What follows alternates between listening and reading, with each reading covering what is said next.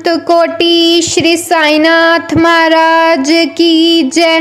Team Sai पूजा की तरफ से सभी साईं भक्तों को मेरा नमस्कार। आज हम साईं बाबा की कृपा से श्रवण करेंगे अध्याय 18 एंड 19। श्री हेमाड पंथ पर बाबा की कृपा कैसे हुई।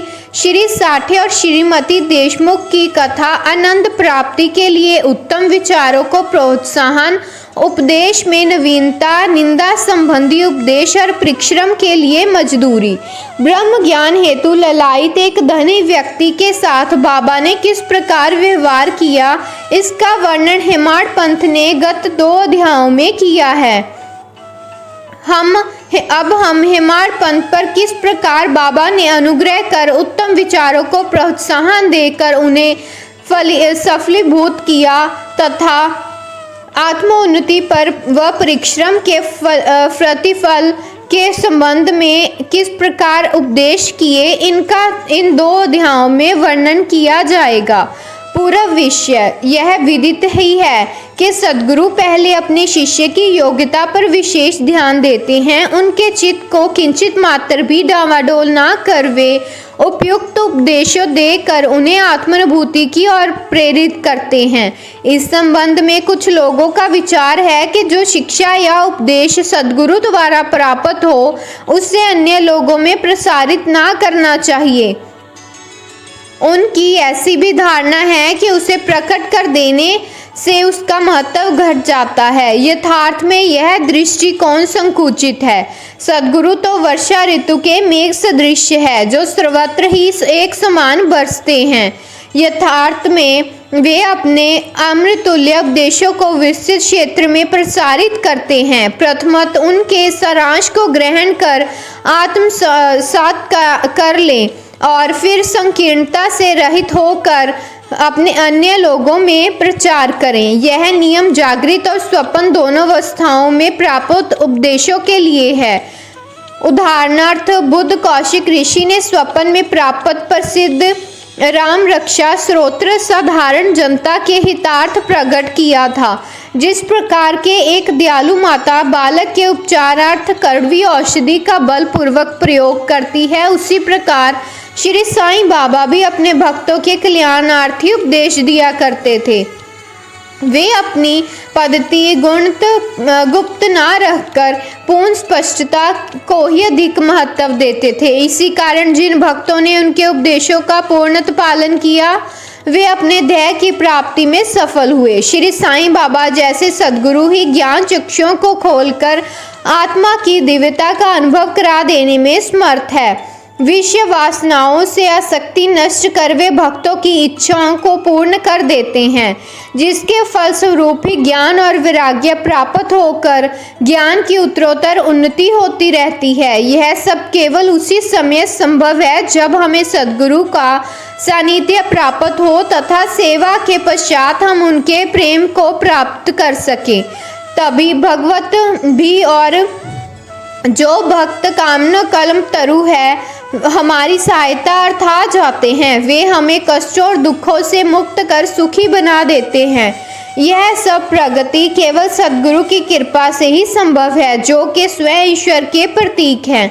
इसीलिए हमें सद्गुरु की खोज में सदैव रहना चाहिए। अब हम मुख्य विषय की ओर आते हैं। श्री साठे एक महानुभव का नाम श्री साठे था।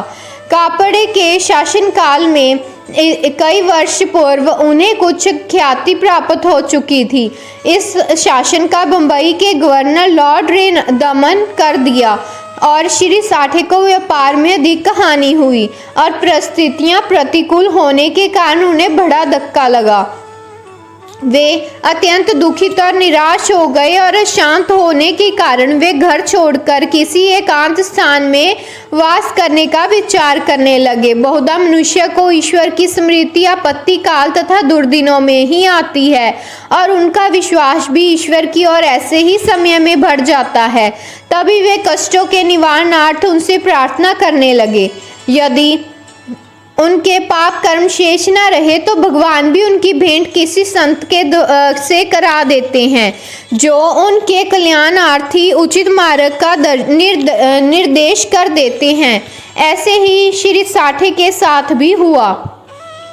उनके एक मित्र ने उन्हें शिरडी जाने की सलाह दी तथा मन में शांति प्राप्त करने और इच्छा पूर्ति के निमित्त देश के कोने कोने से लोगों के झुंड आ जाते थे और उन्हें यह विचार अति रुचिकर प्रतीत हुआ और सन 1917 में वे शिरडी गए।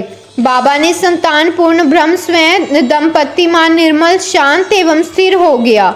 उन्होंने सोचा कि गत जन्मों के संचित शुभ कर्मों के फलस्वरूप ही आज मैं श्री साईं बाबा के पवित्र चरणों तक पहुंचने में समर्थ हो सका हूँ। श्री साठे दृढ़ संकल्प के व्यक्ति थे, इसीलिए उन्होंने शीघ्र ही गुरु चरित्र का पारायण प्रारंभ कर दिया। जब एक सप्ताह में श्री चरित्र की प्रथम आवृत्ति समाप्त हो गई तब बाबा ने उसी रात्रि को उन्हें एक स्वप्न दिया जो इस प्रकार है। बाबा अपने हाथ में चरित्र लिए हुए श्री साठे को कोई विषय समझा रहे थे तथा श्री साठे सम्मुख बैठे ध्यान पूर्वक श्रवण कर रहे थे। जब उनकी निद्रा भंग हुई तो स्वप्न को स्मरण कर वे बहुत प्रसन्न हुए। उन्होंने विचार किया कि यह बाबा की अत्यंत कृपा है जो इस प्रकार अचेतन अवस्था में पड़े हुए को जागृत कर उन्हें गुरु चरित्र का अमृत पान करने का अवसर प्रदान करते हैं। उन्होंने यह स्वप्न श्री काका साहेब दीक्षित को सुनाया और श्री साईं बाबा के पास प्रार्थना करने को कहा। इसका अर्थ क्या है और क्या एक सप्ताह का पारायण मेरे लिए पर्याप्त है अथवा उसे पूर्ण प्रारंभ करूं? श्री काका साहेब दीक्षित ने उचित अवसर पाकर बाबा से पूछा कि हे देव, उस दृष्टांत से अपने श्री साठे को क्या उपदेश दिया है? क्या वे पारायण सप्ताह स्थगित कर दे? वे एक सरल हृदय भक्त है, इसीलिए उनकी मनोकामना आप पूर्ण करें और हे देव कृपा उन्हें एक स्वप्न या यथार्थ अर्थ भी समझा दें। तब बाबा बोले कि उन्हें गुरु चरित्र का एक सप्ताह और पारायण करना उचित है। यदि वे ध्यान पूर्वक पाठ करेंगे तो उनका चित्त शुद्ध हो जाएगा और शीघ्र ही कल्याण होगा। ईश्वर भी प्रसन्न होकर उन्हें भवबंधन से मुक्त कर देंगे। इस अवसर पर श्री हेमाड पंत भी वहां उपस्थित थे और बाबा के चरण कमलों की सेवा कर रहे थे। बाबा ने के वचन सुनकर उन्हें विचार आया कि साठे को केवल सप्ताह के पारायण से ही मनोवांछित फल की प्राप्ति हो गई, जबकि मैं गत 40 वर्षों से गुरु चरित्र का पारायण कर रहा हूँ जिसका कोई परिणाम अब तक ना निकला। उनका केवल 7 दिनों तक शिरडी निवास ही सफल हुआ। मेरा गत 7 वर्षों का सहवास क्या व्यर्थ हो गया? चातक पक्षी के समान मैं सदा उसके कृपा घन की राह देखता हूँ जो मेरे ऊपर मस्तिष्क में आया ही था कि बाबा को सब ज्ञात हो गया। ऐसा भक्तों ने सदैव ही अनुभव किया कि उनके समस्त विचारों को जानकर बाबा तुरंत ही कुविचारों का दमन कर उत्तम विचारों को प्रोत्साहित करते थे। हेमाड पंत का ऐसा विचार जानकर बाबा ने तुरंत ही आज्ञा दी कि श्यामा के यहाँ जाओ और कुछ समय तक उनसे वार्तालाप कर 15 रुपये दक्षिणा ले आओ। बाबा को दया आ गई और इसी कारण उन्होंने ऐसी आज्ञा दी। उनकी अवज्ञा करने का साहस किसे था? श्री हेमाड पंत शीघ्र ही श्यामा के घर पहुंचे और इस समय पर श्यामा स्नान कर धोती पहन रहे थे। उन्होंने बाहर आकर हेमाड पंत से पूछा कि आप यहाँ कैसे? जान पड़ता है कि आप मस्जिद से ही आ रहे हैं तथा आप ऐसे व्यक्ति और उदास क्यों हैं? आप अकेले ही क्यों आए हैं? आइए बैठिए और थोड़ा विश्राम तो करिए जब तक मैं पूजन आदि से भी निवृत्त हो जाऊं। तब तक आप कृपा करके पान आदि लें। इसके पश्चात ही हम और आप सुखपूर्वक वार्तालाप करें। ऐसा कहकर वे भीतर चले गए और दलान में बैठे बैठे हेमाड पंत की दृष्टि अचानक ही खिड़की पर रखी गई नाथ भगवत पर पड़ी। नाथ भगवत श्री एकनाथ द्वारा रचित महाभारत के 11वें स्कंद पर मराठी भाषा में की हुई एक टीका है। श्री साईं बाबा की आज्ञा अनुसार श्री बापू साहेब जोग व श्री काका साहेब दीक्षित शिरडी में नित्य भगवत गीता का मराठी टीका साहित्य जिसका नाम भावार्थ दीपिका या ज्ञानेश्वरी है, कृष्ण और भक्त अर्जुन संवाद, नाथ भगवत श्री कृष्ण उद्धव संवाद एकनाथ का महान ग्रंथ भागवत रामायण का पठन किया करते थे। जब भक्तगण बाबा से कोई प्रश्न पूछने आते तो वे कभी अशंक उत्तर देते तो कभी उनको उपयुक्त भागवत तथा प्रमुख ग्रंथों का श्रवण करने को कहते थे, जिन्हें सुनने पर भक्तों को अपने प्रश्नों के पूर्णतः संतोषप्रद उत्तर प्राप्त हो जाते थे। श्री हेमाड पंत भी नित्य प्रतिनाथ भगवत के कुछ अंशों का पाठ किया करते थे। आज प्रातः मस्जिद को जाते समय कुछ लोगों के सत्संग के कारण उन्होंने अपना नित्य नियमानुसार पाठ अधूरा ही छोड़ दिया। उन्होंने जैसा ही वह ग्रंथ उठाकर खोला तो अपने अपूर्ण भाग का पृष्ठ सामने देखकर उनको आश्चर्य हुआ। उन्होंने सोचा कि बाबा ने इसी कारण ही मुझे यहाँ भेजा है ताकि मैं अपना शेष पाठ पूरा कर सकूं, और उन्होंने शेष अंश का पाठ आरंभ करने का कर दिया। अब पाठ पूर्ण होते ही श्यामा भी बाहर आ गए और उन दोनों में वार्तालाप होने लगा। हेमाड पंत ने कहा कि मैं बाबा का एक संदेश लेकर आपके पास आया हूँ। उन्होंने मुझे आपसे 15 रुपये दक्षिणा लाने तथा थोड़ी देर वार्तालाप करने और आपको साथ लेकर मस्जिद वापस आने की आज्ञा दी है। श्यामा आश्चर्य से बोले, मेरे पास तो एक फूटी कौड़ी भी नहीं है, इसीलिए आप रुपयों के बदले दक्षिणा में मेरे 15 नमस्कार ही ले जाओ। तब हेमाड पंत ने कहा, ठीक है, मुझे आपके 15 नमस्कार ही स्वीकार हैं। आइए अब हम कुछ वार्तालाप करें और कृपा कर बाबा की कुछ लीलाएं आप मुझे सुनाएं जिससे पाप नष्ट हो। श्यामा बोले, तो कुछ देर बैठो।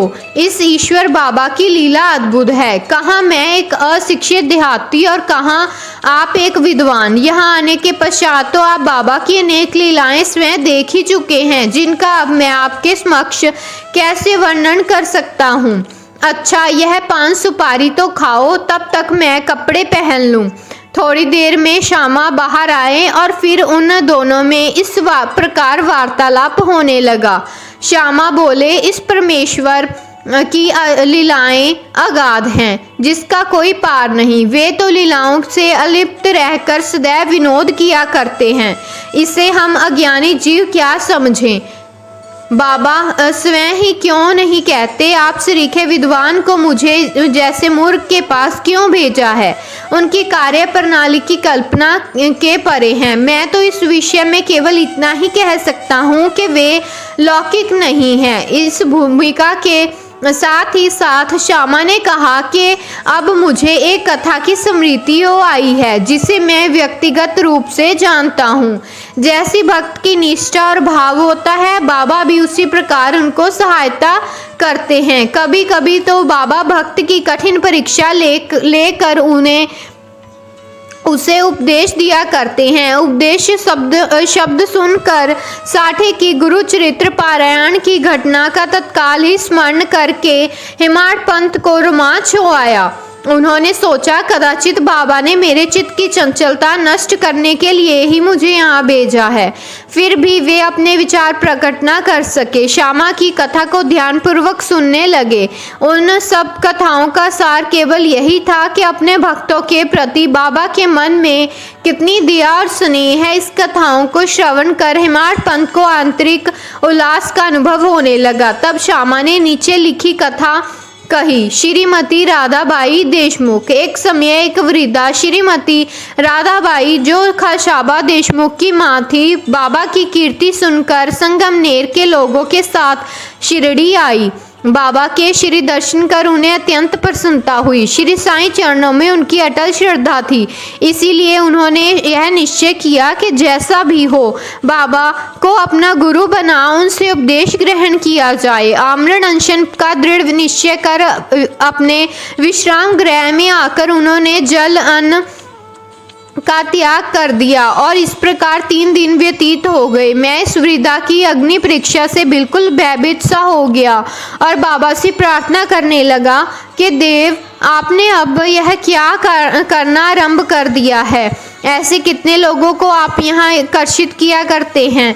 आप उस वृद्ध महिला से पूर्ण परिचित ही हैं जो हठपूर्वक आप पर अवलंबित है। यदि आपने कृपा दृष्टि कर उसे उपदेश ना दिया, यदि दुर्भाग्यवश उसे कुछ हो गया तो लोग व्यर्थ ही आपको दोषी ठहराएंगे और कहेंगे कि बाबा से उपदेश प्राप्त ना होने की वजह से उसकी मृत्यु हो गई है। इसीलिए अब दया कर उसे आशीष और उपदेश दीजिए। वृद्धा का ऐसा दृढ़ निश्चय देखकर बाबा ने उसे अपने पास बुलाया और मधुर उपदेश देकर उसकी मनोवृत्ति परिवर्तित कर कहा, हे माता, क्यों व्यर्थी तुम यातना सहकर मृत्यु को आलिंगन करना चाहती हो? तुम मेरी माँ और मैं तुम्हारा बेटा। तुम मुझ पर दया करो और जो कुछ मैं कहूँ उसे ध्यानपूर्वक सुनो। मैं अपनी स्वयं की कथा तुमसे कहता हूँ और यदि तुम उसे ध्यानपूर्वक श्रवण करोगी तो तुम्हें अवश्य परम शांति प्राप्त होगी।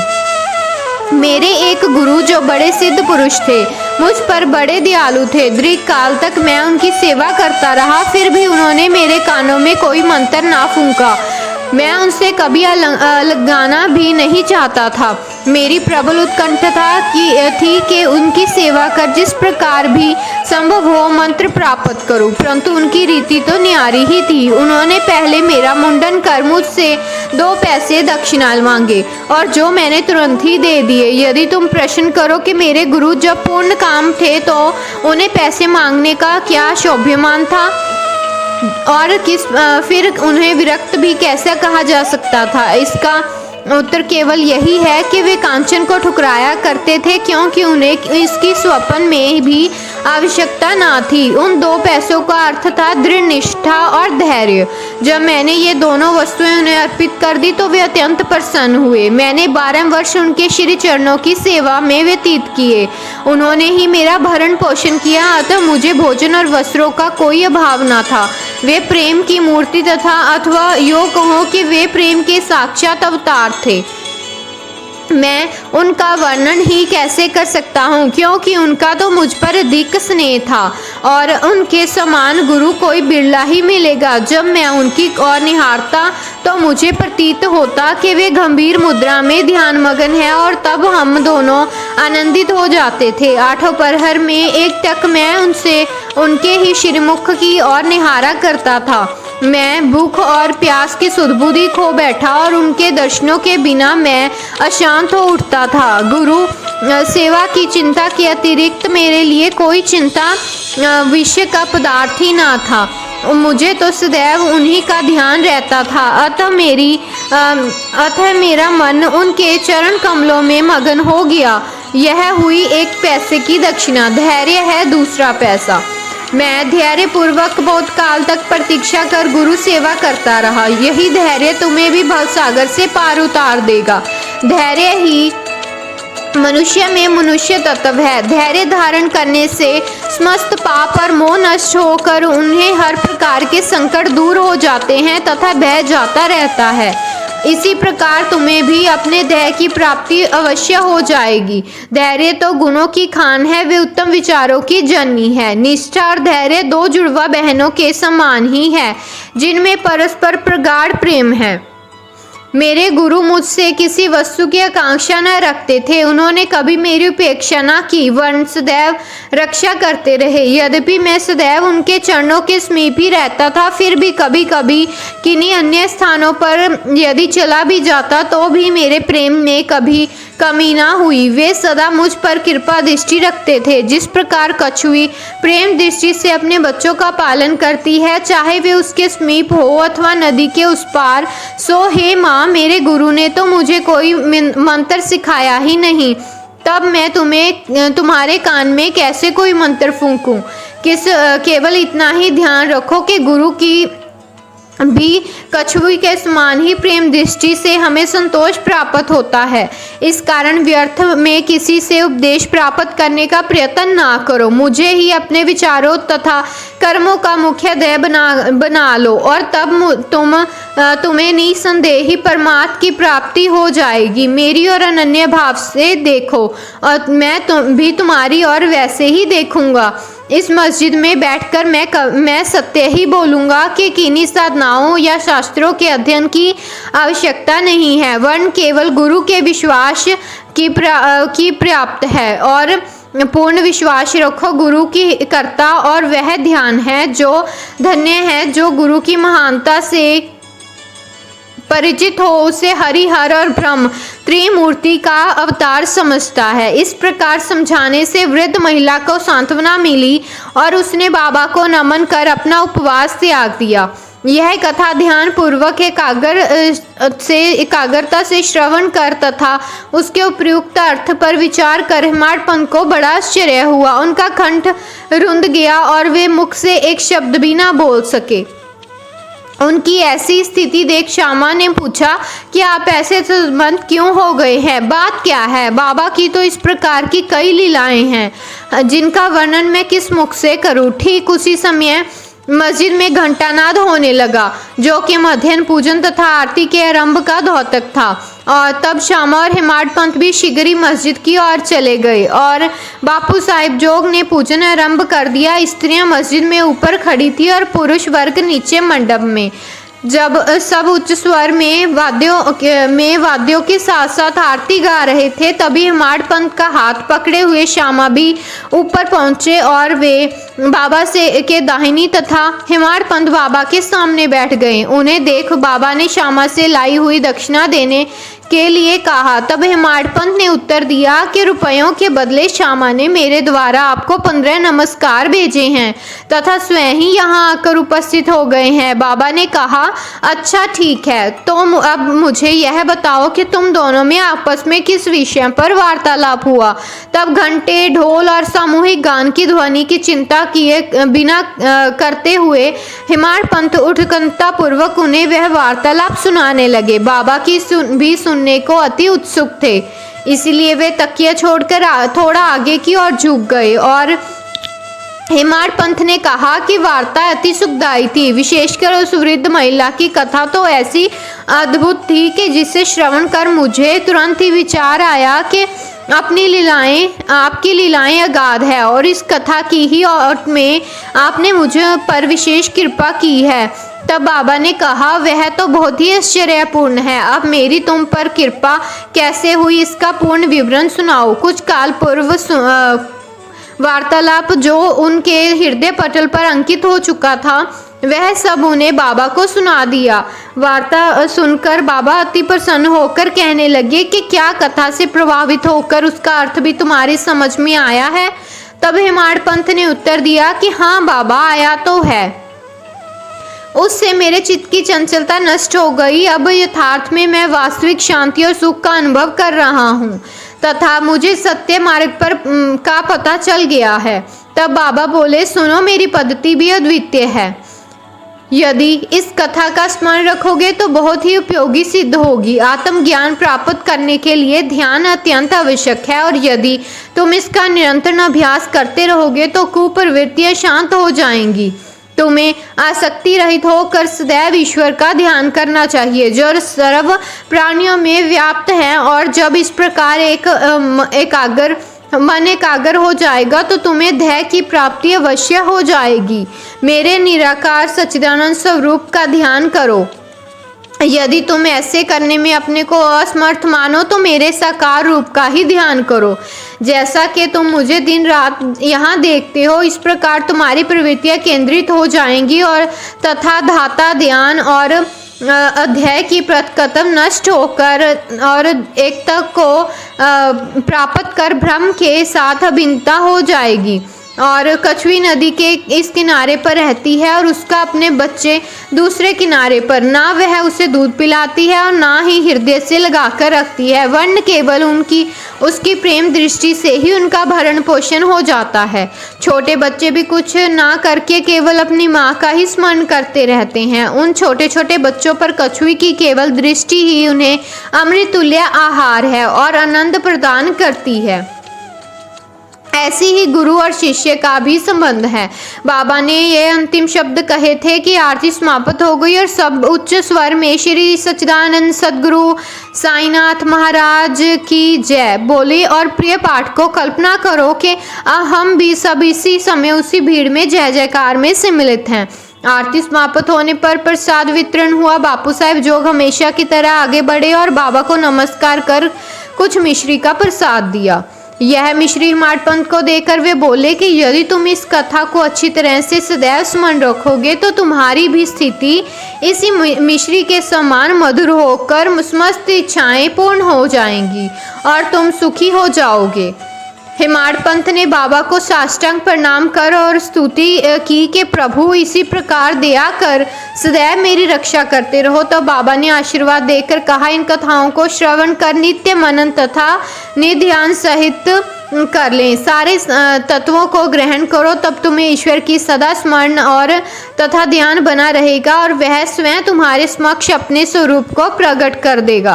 प्यारे पाठकों, हिमाड़ पंत को उस समय मिश्री का प्रसाद भली भांति मिला जो आज हमें इस कथा अमृत के पान करने का अवसर प्राप्त हुआ। आओ हम भी उस कथा का मनन करें तथा उसका सार ग्रहण कर बाबा की कृपा से स्वस्थ और सुखी हो जाएं।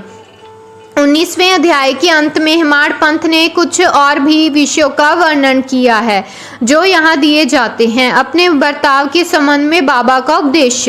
नीचे दिए हुए अमूल्य वचन सर्वसाधारण भक्तों के लिए हैं और यदि उन्हें ध्यान में रखकर आचरण में लाया गया तो सदैव ही कल्याण होगा।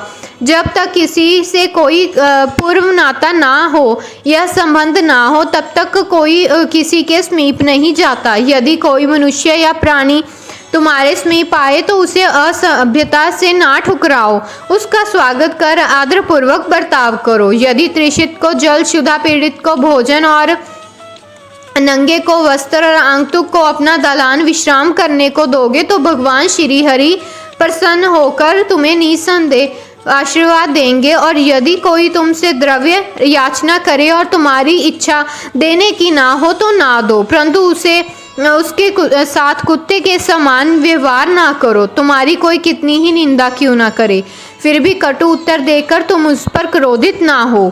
यदि इस प्रकार ऐसे प्रसंगों से सदैव बचते रहे तो यह निश्चित ही है कि तुम सुखी रहोगे।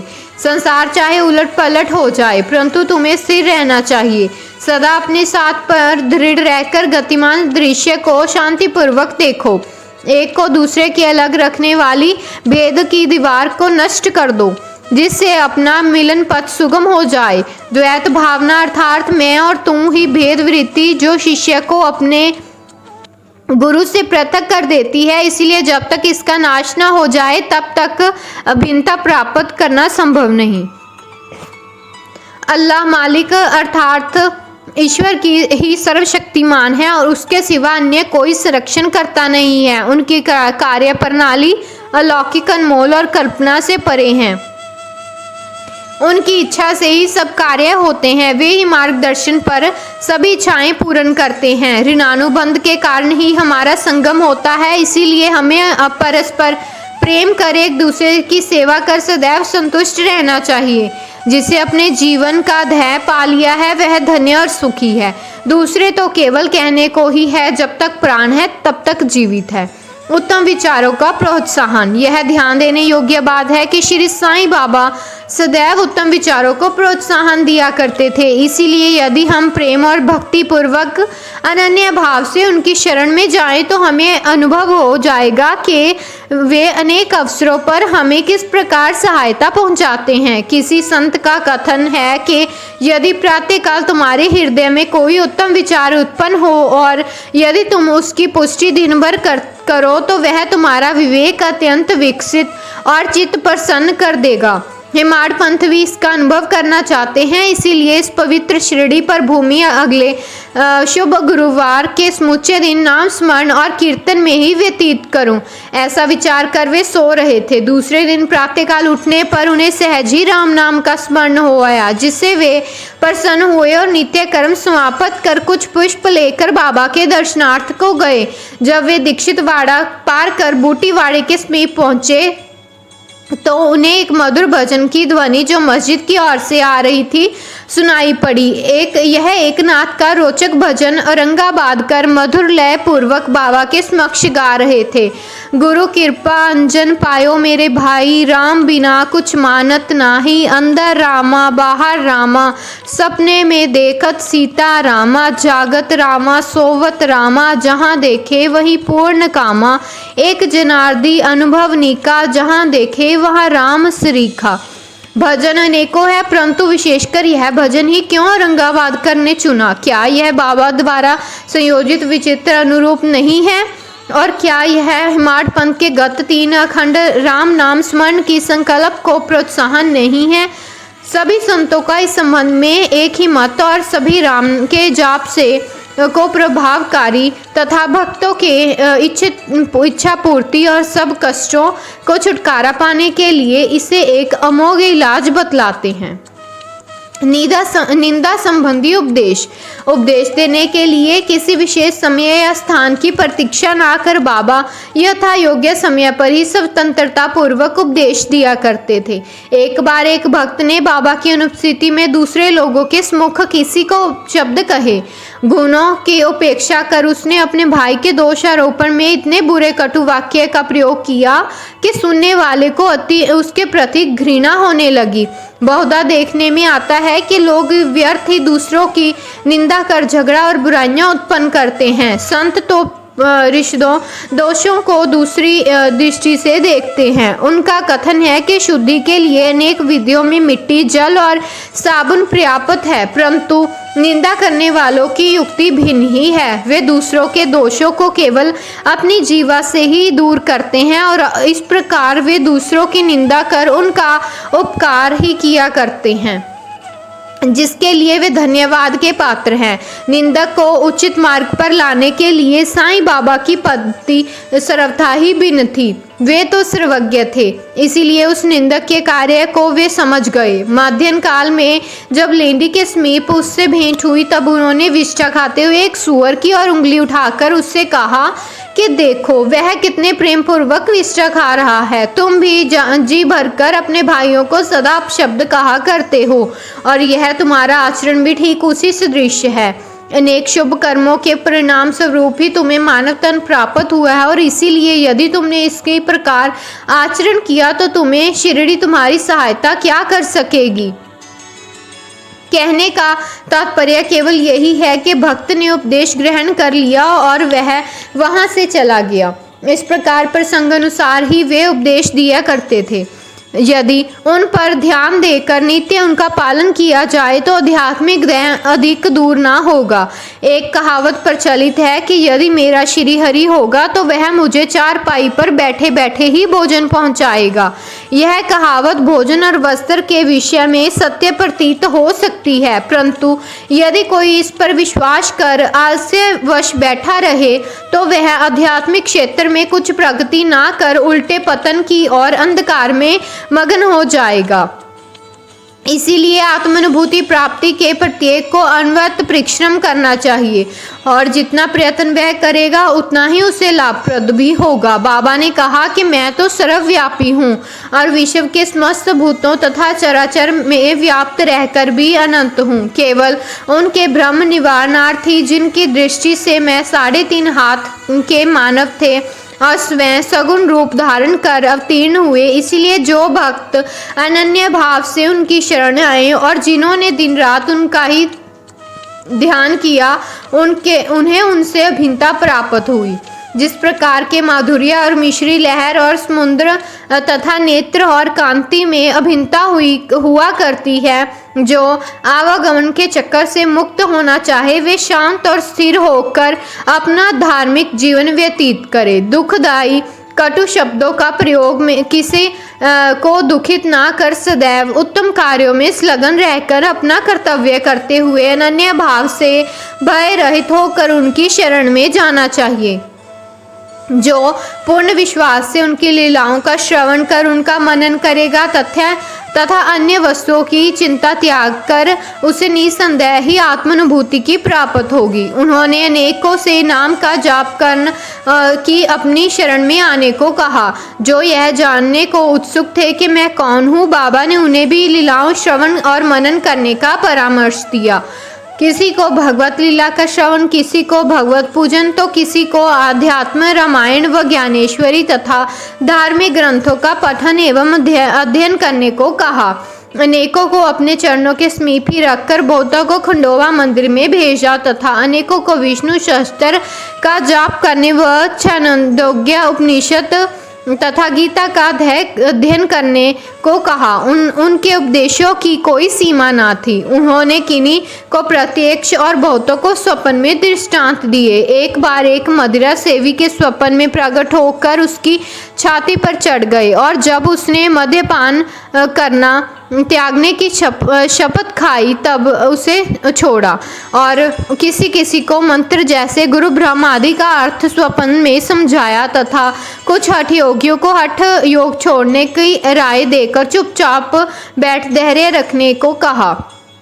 उनके सुगम पथ और विधि का वर्णन ही असंभव है। साधारण सांसारिक व्यवहारों में उन्हें अपने आचरण द्वारा ऐसे अनेकों उदाहरण प्रस्तुत किए जिनमें से एक यहाँ नीचे दिया गया है। परिश्रम के लिए मजदूरी। एक दिन बाबा ने राधा कृष्ण माई के घर के समीप आकर एक सीढ़ी लाने को कहा।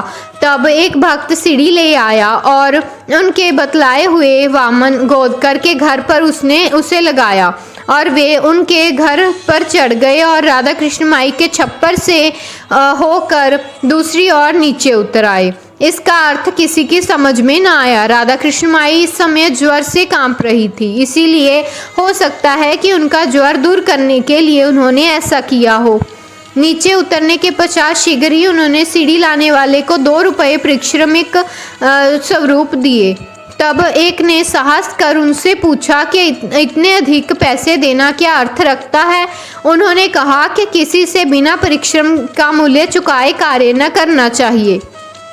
कार्य करने वाले को उसके श्रम का शीघ्र निपटारा कर उदार हृदय से मजदूरी देनी चाहिए। यदि बाबा के इस नियम का पालन किया जाए अर्थात मजदूरी का भुगतान शीघ्र ही मजदूरों के लिए संतोषप्रद हो तो वे अधिक उत्तम कार्य करेंगे, लगन से कार्य करेंगे। फिर कार्य छोड़ने एवं हड़तालों की कोई समस्या नहीं रह जाएगी, ना ही मालिक और मजदूरों में वैमनस्य पैदा होगा।